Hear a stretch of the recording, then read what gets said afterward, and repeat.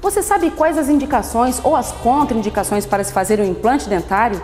O Dr. Ricardo, do Cedar Day Hospital, esclarece essas dúvidas e outras. Acompanhe a seguir. Os implantes dentários eles estão indicados para quase todos os casos de perda de dentes. O índice de sucesso está próximo a 98%.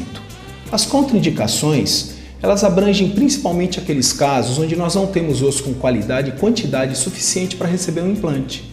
Precisamos fazer enxertos para viabilizar esse tratamento.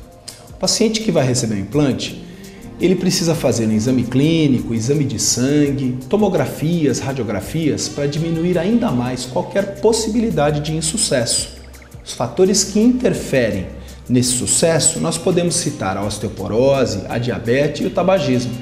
Por isso procure sempre um profissional habilitado para resolver o seu caso e fazer seu tratamento.